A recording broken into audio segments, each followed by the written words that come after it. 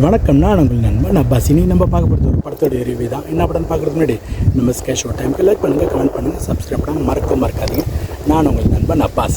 இன்றைக்கி நம்ம என்ன படம் நம்ம ஸ்கையில் பறக்க போகுதுன்னா, பயங்கரமான என்ன சொல்கிறது, ஒரு பயத்தை கொடுக்கக்கூடிய ஒரு பேர் தான். ஏன்னா அந்த பேரை கேட்டாலே நம்ம எல்லாருமே அலறுவோம், உலகமே அலறும். அந்த மாதிரி ஒரு படத்தோடைய பேர் தான் இது, லாக்டவுன். ஏன்னா இந்த படத்தோடைய பேர் பயங்கரமான ஒரு பயத்தை கொடுக்கக்கூடிய ஒரு பேர். அதே மாதிரி தான் அந்த படத்தை உள்ளாரையும் பயங்கரமான ஒரு கதையை சொல்லி வச்சுருக்கிறாரு நம்ம டைரக்டர் ஏஆர் ஜீவா தான். சூப்பரான மியூசிக்கு, ரகுநந்தன் தான் இந்த மியூசிக் பண்ணியிருக்கிறாரு. ப்ளஸ் இந்த படத்தில் அனுபமா பரமேஸ்வரன் அவங்க தான் நடிச்சிருக்கிறாங்க.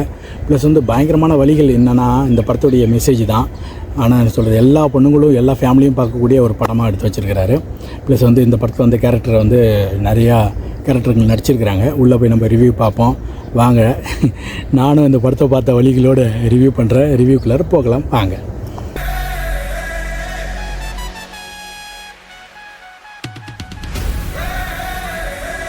லாக்டவுன் செம மெசேஜான படங்க. இந்த படத்தை பார்த்திங்கன்னா வெளியே வரும்போது என்ன சொல்கிறது, பயங்கரமான ஒரு பாரமாக இருக்கும். ஏன்னா அனுப்பமா அந்த மாதிரி உசுரை கொடுத்து நடித்து வச்சுருக்கிறாங்க. டேரக்டர் பயங்கரமான மெசேஜ் சொல்லி வச்சுருக்கிறாரு.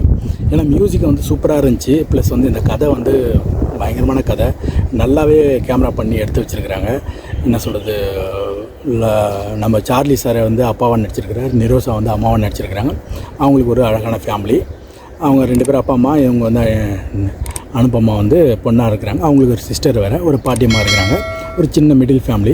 அவங்களுக்கு வேலை செய்கிற ஒரு பக்கத்தில் ஒருத்தர் சார்லி வேலை செஞ்சுட்டு இருக்கிறார். அந்த வேலையோடைய முதலாளி லிவிங்ஸ்டனாக இருக்கிறாரு. அவங்களுக்கு ஒரு பொண்ணு இருக்குது. அவங்க பொண்ணு டாக்டர் படிக்குது. அவங்களுக்கு ஒரு கதை போயிட்டுருக்குது. அதே மாதிரி இவங்க பொண்ணுக்கும் அதே மாதிரி ஒரு கதை வந்துட போகுதுன்றதுக்காக இந்த மெசேஜ் சூப்பரமாக செம அழுத்தமாக சொல்லி வச்சுருக்கிறாரு. ஏன்னு வச்சுங்களேன், இந்த மாதிரி ஒரு மெசேஜ் இது வரைக்கும் யாரும் சொல்லவே இல்லைன்னு தான் சொல்லணும். ஏன்னா இந்த மாதிரி ஒரு லாக்டவுனில் இந்த மாதிரிலாம் நடந்திருக்குதா, இந்த மாதிரி விஷயங்கள்லாம் இருந்திருக்குதா? ஏன்னா லாக்டவுனில் எவ்வளோ கதைகள் வந்துச்சு. ப்ளஸ் எவ்வளோ இந்த விஷயங்கள்லாம் நம்ம கேள்விப்பட்டோம், எவ்வளோ ஒருத்தர் வழிகள் எல்லாம் அனுபவித்தோம். ஆனால் இருந்தாலும் லாக்டவுனுக்கு அப்புறம் இத்தனை வருஷமும் கழிச்சு கூட அந்த லாக்டவுனுடைய வழியை இந்த மாதிரி என்ன சொல்கிறது, மறுபடியும் தூண்டி விட்டுட்டாருன்னு தான் சொல்லணும் நான். ஏன்னா பயங்கரமான ஒரு வழி. இந்த படம் ஆரம்பிக்கும் போது பார்த்திங்கன்னா சூப்பராக ஆரம்பிச்சிருக்கிறாரு. நல்ல நார்மலாக ஒரு சூப்பரான மிடில் ஃபேமிலி போயிட்டுருக்குது. சார்லி லிவிங்ஸ்டன்கிட்ட வேலை செய்வார். அவங்க பொண்ணு டாக்டர் படிச்சுட்டு இருப்பாங்க. திடீர்னு பார்த்தா அவங்க வேறு ஒரு பையனோட ஓடி போயிடுவாங்க. அது போலீஸில் கேஸ் ஆகும். திடீர்னு பார்த்தா இவங்க ரொம்ப கெஞ்சி என்னென்னமோ பண்ணி பார்ப்பார். காலெல்லாம் விடுவார் நம்ம லிவிங்ஸ்டன் சார். அவர் அவங்க பொண்ணு ஒத்துக்க மாட்டாங்க. உடனே அந்த மாதிரி லிவிங்ஸ்டன் ஒய்ஃபோடு இருக்கும்போது சரி 2 பேரும் எதுக்கு வாழணும்னு சொல்லிட்டு சூசைட் பண்ணி சேர்த்துக்கூடிய அந்த மாதிரி போயிடுவாங்க.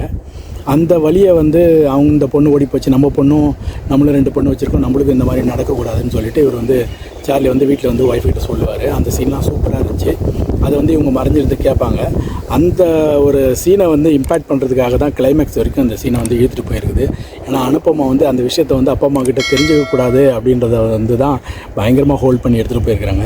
ஏன்னா செம மெசேஜ்னால் ஆரம்பிக்கும் போது மிடில் ஃபேமிலி நார்மலாக போயிட்டுருக்குது. இந்த மாதிரி ஒரு மிடில் ஃபேமிலியில் இந்த மாதிரி ஆச்சுன்னா ரொம்ப இம்பேக்ட் ஆகும்.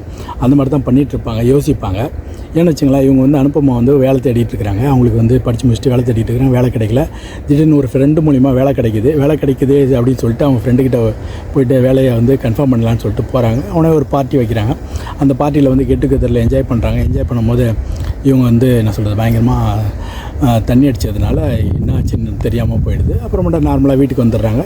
உடனே நார்மலாக போயிட்டுருக்குது. திடீர்னு பார்த்தா இவங்களுக்கு வயிற்று வலியோ இதாக வருது. நடக்குது அப்படின்னு சொல்லிட்டு டாக்டர்கிட்ட போய் செக் பண்ணால் நீங்கள் ப்ரெக்னெண்ட்டாக இருக்கிறீங்க அப்படின்னு. ப்ரெக்னென்ட்டுன்ற அந்த விஷயத்தை அப்பா அம்மாவுக்கும் தெரியக்கூடாது, அபார்ஷனும் பண்ணணும். எப்படி பண்ணி முடித்தாங்க, பண்ணாங்களா பண்ணலையா, வீட்டில் தெரிஞ்சுதா அப்படின்றத தான் கிளைமேக்ஸ் வரைக்கும் இழுத்து வச்சுருக்கிறாரு. என்ன செம்ம சூப்பரான மெசேஜ். நான் என்னடா அது லாக்டவுனு படம் பேர் வச்சுருக்கிறாங்களே, என்னடா அது லாக்டவுனை காட்டவே இல்லை அப்படின்னு யோசிச்சுட்டு இருந்தேன். ஆனால் பயங்கரமான மெசேஜ் எப்படின்னா, அந்த பொண்ணு ப்ரெக்னென்ட்டுன்னு கன்ஃபார்ம் ஆன பிறகு லாக்டவுன் போடுவாங்க. அதுதான் பயங்கரமாக இருக்கும். ஏன்னா பயங்கரமாக எப்படின்னா, அந்த லாக்டவுன் ஆரம்பிக்கும் போது இந்த பொண்ணு ப்ரெக்னென்ட்டுன்னு கன்ஃபார்ம் ஆகிடும். ஒரு 2 மாதம் உடனே லாக்டவுன் ஆகிடும். ஒரு 3 மாதம் ஆகிடும். அதுக்கப்புறமேட்டா 4 மாதம் ஆகும். உடனே 5 மாதம் ஆகிடும். அந்த டாக்டரை போய் அபார்ஷன் பண்ணுறதுக்கு ஒரு டாக்டர்கிட்ட போவாங்க. அந்த டாக்டர் கொரோனா வந்துடும். அதுக்கப்புறம் அவர் செத்து போயிடுவார். அடுத்த டாக்டர் பார்ப்பாங்க, அவர் பண்ண மாட்டேன்னு சொல்லிடுவார். அந்த மாதிரி இப்படியே போயிட்டே இருக்கும்போது கொரோனாவும் அந்த டாக்டருங்களும் சேர்ந்து அப்படியே போயிட்டு இருக்கும்போது ஒரு 4 மாதம் 5 மாதம் ஆகிடும். அதுக்கப்புறம் அபார்ஷன் பண்ணாங்களா இல்லை வீட்டுக்கு தெரிஞ்சுதா என்ன ஆச்சு அப்படின்றது தான் இதில் கதையாக எடுத்து வச்சுருக்கிறாரு. பயங்கரமான வழிகளை கொடுக்கக்கூடிய அளவுக்கு அந்த அனுப்பமா வந்து நடித்து வச்சுருக்காங்க. ஏன்னா இந்த மாதிரி கதைகள் எல்லாம் அவங்களுக்கு வந்து செலக்டடாக வந்து தேடி கண்டுபிடிச்சி எடுப்பாங்கன்னு போய் நடிப்பாங்கன்னு நினைக்கிறேன். ஏன்னா வந்து சூப்பரான ஆக்டிங்கு செம்மத்தியாக பண்ணி வச்சுருக்கிறாங்க. ஏன்னா நிறைய படம் மலையாளத்தில் அவங்க இந்த மாதிரி கேரக்டர்லாம் பண்ணியிருக்கிறாங்க. அதனால் வந்து இந்த வழியை வந்து நல்லாவே எடுத்து கொடுத்துருக்குறாங்க. ஏன்னா அவங்களுக்கான வழிகளை வந்து எடுத்து கொடுத்தா தான் நம்மளுக்கு வந்து அந்த வழி வந்து இம்பேக்ட் ஆச்சான்னா கண்டிப்பாக ஆச்சு. அதை தான் வந்து இந்த படத்தில் நல்லாவே சொல்லி வச்சுருக்கிறாங்க. ஏன்னா சிஸ்டர் ஒருத்தவங்க இருப்பாங்க, அவங்களும் வந்து என்ன சொல்கிறது, வீட்டில் வந்து அக்கா தங்கச்சி எப்படி ஜாலியாக ஒன்றா தானே இருப்பாளுவோ, அதனால் வந்து அவங்க வந்து என்னடா இது அக்கா இந்த மாதிரிலாம் பண்ணுதுன்னு சொல்லிட்டு ஒரு கட்டத்தில் போகிற மாதிரி இருக்கும். அம்மாவும் அதே மாதிரி மிடில் ஃபேமிலின்றதுனால எல்லாமே ஜாலியாக பேசக்கூடிய ஆளுங்களாக இருப்பாங்க. அப்பாவும் ரொம்ப ஃப்ரெண்ட்லியாக பேசுவார். அதனால வந்து என் பொண்ணு எங்கன்னா தப்பாக போயிடுச்சா, என்னடா அப்பப்போ ஃபோன்லேயே பேசுது, அப்பப்போ வெளியே போகுது லாக்டவுனில் அப்படின்னோடனே அம்மாவுக்கும் சந்தேகமாகிடும், அப்பாவுக்கும் சந்தேகமாகிடும், அக்கம் பக்கத்தில் இருக்கிறவங்களாம் என்ன சொல்லுவாங்கன்ற மாதிரி தான் அந்த மாதிரியும் பயங்கரமாக ஆகிடும். அதே மாதிரி வந்து அனுப்பமாக ஒரு ஃப்ரெண்டு ஒருத்தவங்க நடிச்சிருக்கிறாங்க, அவங்க சூப்பராக நடிச்சிருக்கிறாங்க. ஏன்னா அப்பப்போ வந்து நான் ஹெல்ப் பண்ணுறேன்னு சொல்கிறாங்களே தவிர திடீர்னு பார்த்தா எப்படா வந்து ஹெல்ப் பண்ணுவாங்க, என்னடா ஆகும் அப்படின்ற மாதிரி தான் இருக்கும். ஏன்னா கிளைமேக்ஸ் வரைக்கும் இந்த படம் எங்கே போகுன்ற மாதிரி தான் ரொம்ப பயங்கரமாக சின்சியராக இருந்துச்சு. திடீர்னு பார்த்தா இந்த மாதிரி வந்து இவங்க என்ன ஆபரேஷன் பண்ணிவிடுவாங்களா இல்லை வீட்டுக்கு தெரிஞ்சிடுமா அப்படின்றத வந்து என்ன சொல்கிறது, நம்மளுக்கே பயங்கர ஆச்சரியமாக தான் என்ன சொல்கிறது ஒரு வேப்பாக பார்க்கக்கூடிய அளவுக்கு இருந்துச்சு. சில சீன்லாம் வந்து கண்டிப்பாக வந்து என்ன சொல்கிறது மெசேஜபிள் தான். ஏன்னா வந்து பொண்ணை வந்து பெற்றுட்டோமே அப்படின்னு சொல்லிட்டு அப்பா வந்து அழுவுறதும் சரி, அதேமாதிரி வந்து பொண்ணு வந்து தூக்கு மாட்டிக்க போவோம், அதுவும் வந்து ரொம்ப பெயின்ஃபுல்லான ஒரு சீனாக இருக்கும். அதேமாதிரி வந்து ஃப்ரெண்டு வந்து சொல்லுவாள், நான் இருக்கேன்டி, நான் பார்த்துக்கிறேன்டி அப்படின்னு. ஏன்னா படம் ஆரம்பிக்கும் போதே அந்த ஒரு சீன்லேருந்து தான் ஆரம்பிப்பாங்க, நான் பார்த்துக்கிறேன், நீ கவலைப்படாத, தைரியமாக போ அப்படின்னு. அதுலேருந்து தான் படம் ஆரம்பிக்கும். திடீர்னு பார்த்தா எங்கேயோ வரும்.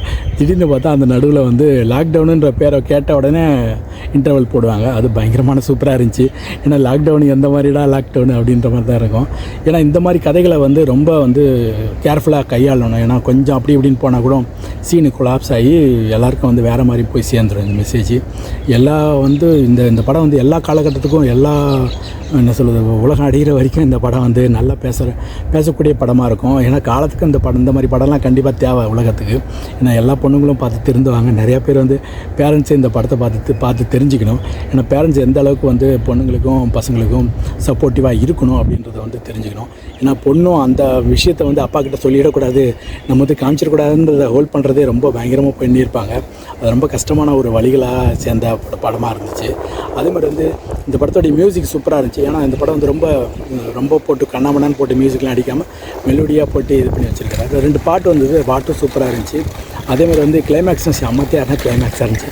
அந்த மாதிரி கிளைமேக்ஸை நான் வந்து எதிர்பார்க்கவே இல்லை. நான் இந்த மாதிரி ஒரு கிளைமேக்ஸ் இந்த மாதிரி வந்து அபார்ஷன் பண்ண போகிறாங்க, ப்ளஸ் வந்து வீட்டுக்கு தெரியக்கூடாது அப்படின்றது மாதிரி தான் போயிட்டு இருந்தது. ஆனால் அதையும் தாண்டி ஒரு ட்விஸ்ட் ஒன்று வச்சார் கிளைமேக்ஸில், செம்மத்தியாக இருந்துச்சு. அதை நீங்கள் தேட்டரில் போய் பார்த்து என்ஜாய் பண்ணுங்கள். இதெல்லாம் இல்லாமல் ஃப்ரெண்டு ஒருத்தன் வருவான், அவள் வந்து சொல்லுவாள், இல்லை எல்லாத்துக்கும் நான் பார்த்துக்கிறேன்னு கடைசியில் வந்து அவள் வந்து செஞ்சு விட்ட போன மாதிரி தான் இருந்துச்சு எனக்கு. உங்களுக்கு எப்படி இருந்ததுன்னு கீழே கமெண்ட் பண்ணுங்கள். இந்த மாதிரி படத்தை கண்டிப்பாக போய் தேட்டரில் போய் என்ஜாய் பண்ணி பாருங்கள், ஃபேமிலியோடு பார்க்கணும். ஏன்னா வந்து இது வந்து பயங்கரமான ஒரு மெசேஜபிள் படம் தான்.